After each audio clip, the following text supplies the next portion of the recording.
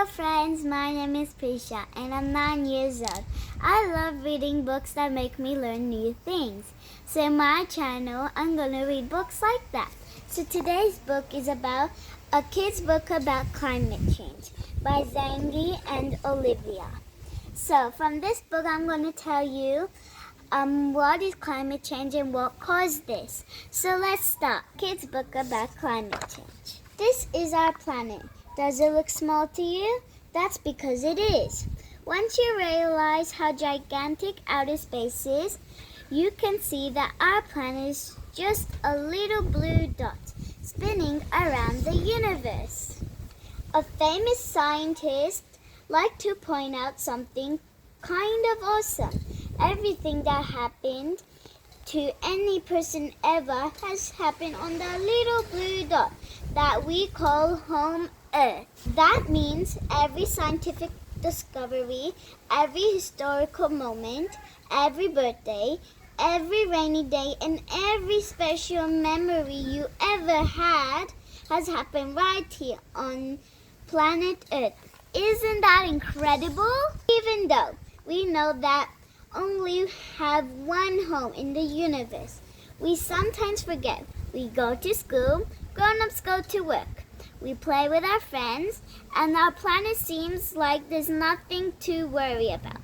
Like there's no way anything could happen to it. But that's not true. The Earth needs us to take care of it, just like we take care of our bodies. But recently, we haven't been doing that at all. Over the past 250 years or so, life on Earth has changed a lot. Humans started experimenting with travel. Suddenly, we weren't just walking, we were traveling by trains, planes, and cars too. Discover all the different parts of our planet.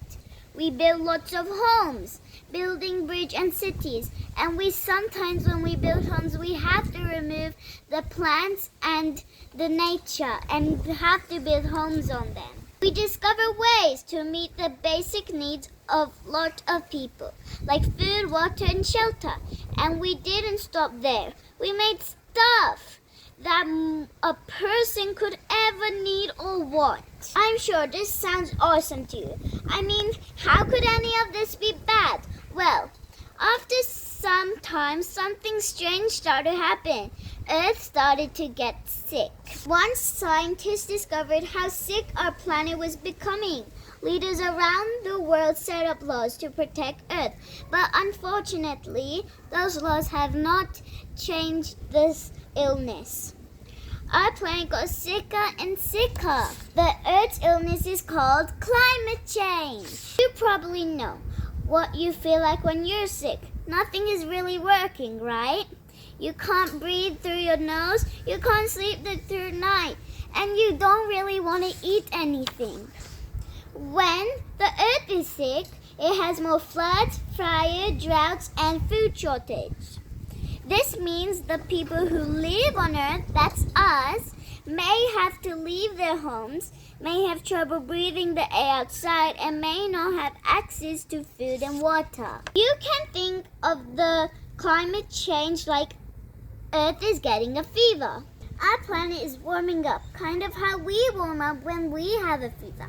And if you ever had a fever, you know how a little one can make a big difference to how you feel.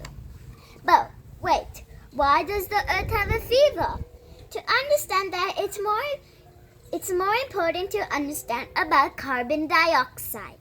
Too much carbon dioxide in the air, the main reason the Earth is getting sick. Carbon dioxide's nickname is CO2. CO2 has always been in our air and isn't necessarily bad. In fact, you're breathing CO2 right now. But like a lot of things in life, too much of something can be bad. And that's the same thing that's happening now. We're getting too much CO2 and it's making the Earth get sick.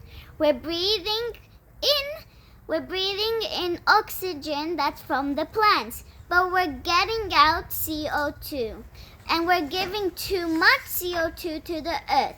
That's why it's making the earth sick. A very long time ago, our planet actually had more carbon dioxide in the air, but humans didn't even exist yet. The earth looks so different you wouldn't recognize it. The seas were about 50 meters higher. There were trees growing at South Pole. Can you believe it? Living things on our planet are used to CO2 levels changing so quickly. The more carbon dioxide we release, the sicker Earth gets, and the harder it is for humans to thrive. Even though the Earth has only got sicker, our leaders have not handled the situation like an emergency, which isn't fair for those who didn't cause climate change, like kids, like me. Basically, the less money or resource someone has, the more they can be hurt by climate change. For example, if you're a young person or you live on an island near the coast, you're a disabled person or you're a person of color, you don't have a home, you're an older person, climate change probably affects you more. Think about it this way. If a wildfire leaves you without a place to live, you must have the money, support, and access and resource to find a new home. If you're a disabled person, it might be more difficult for you to leave your home if there's an emergency. In USA, black families usually receive less money than white families when it's climate change and are more hurt by population. These are just few examples. The way climate change is unfair. You know what else is unfair? You didn't ask for climate change. You didn't cause climate change. After all, you weren't even born that long ago. But you should know that you deserve to live on a healthy planet. You have a right to clean water, fresh air, and a healthy planet. And a right is something you should never, ever have to worry about. And when I'm in my backyard and there's a crow on the fence. So that's also one example about climate change. In nature, there's so many birds and different animals. But we've been not taking care of them because we've been making the earth sick, as in climate change. So it also affects animals too. But even though you have a right to a healthy planet, not everyone is working to protect this right. In fact, some people are fighting against it, mostly because they make money for making Earth sicker, which is not the right thing to do. Now, after reading all of this, you must be wondering, is our world going to stay sick forever? No, there's many ways to take care of our Earth. Our home, like using energy from sun, water, wind. There are no limits on how much we can use for each. Protecting the rights of indigenous people.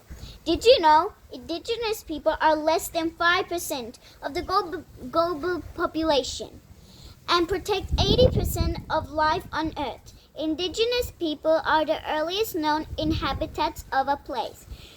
When their rights are protected, the earth is also protected. We should take care of each other. Luckily, there are many people already working for this future, and we need you. So, don't lose hope at all. We can fix this planet and make it a better place. And fun story. Me and my auntie yesterday went for a walk, only for 3 minutes, and we found about 15 or 11 creatures. We found a roly-poly. We found 2 earthworms, in fact. We found a snail. And funny thing, while we were walking on the footpath, we found a whole trail of ants. So, also ants, and we found, what else did we find? Oh, we also found a sparrow. We found many different creatures. And also we discovered a new thing. We picked up a dry gum leaf and then crushed it and then smelled it. It smelled so lovely. You should try that. So we should also take care of the nature because there's so many beautiful things.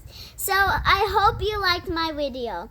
Please subscribe and share this video to someone else. And also please hit the notification bell. And we also have more birds at our backyard. They're looking for food and they're drinking from the water bowl. So I hope you had fun. Thank you for listening. Bye.